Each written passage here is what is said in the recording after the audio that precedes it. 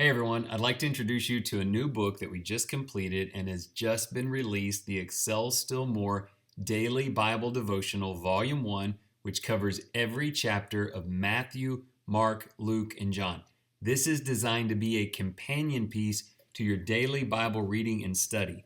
We think it will be useful for individuals, for families, for small group studies, and even for Bible classes in a church setting.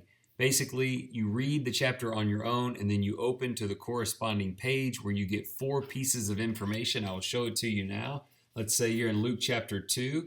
You get a paragraph that recaps the content of that chapter. You get a paragraph that starts to talk about application and benefits you can derive from it.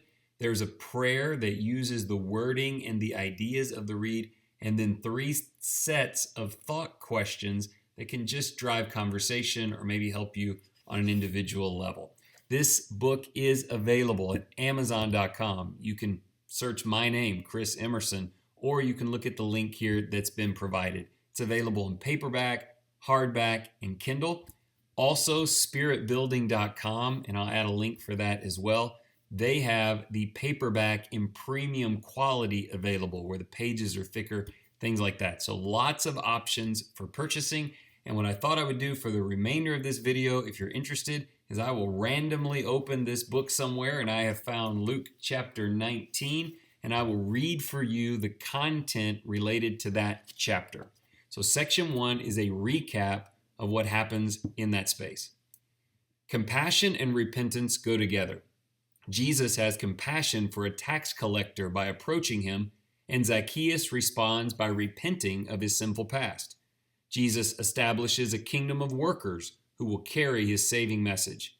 As the parable of the minas indicates, some will reject him and be wasteful with their opportunities, but those who engage enthusiastically in sharing him with others will be rewarded.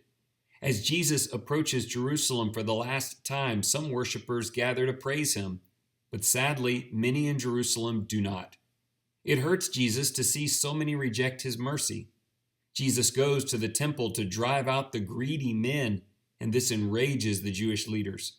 These men prove to be the hateful and wasteful citizens from the parable of the minas. The second paragraph starts to derive some personal benefit. Jesus went out of his way to help a tax collector in a tree, a man most would avoid. The parable of the minas, or even the talents, is only understood from this perspective. The work of cultivating his investment in us demands reaching people who are seeking Jesus. Evangelism is at the heart of discipleship. Jesus came to seek and to save the lost. The Jewish leaders simply could not understand this. They wanted to protect their own established traditions, even though it had led to ungodly behavior like money changing in the temple. They hated him for demanding that they focus less on themselves and more on others. We must emulate Jesus and never let these men and their motives define us. Then we have a short prayer. So if you're interested, I would love for you to pray along with me. Merciful Father, we are Zacchaeus.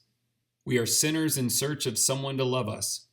Jesus has come, brought salvation to us, and challenged us to repent and lovingly serve him faithfully. Lord, we are forever indebted to him.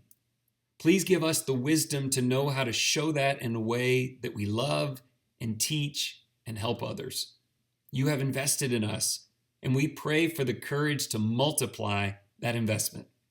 We will worship your Son with boldness and joy.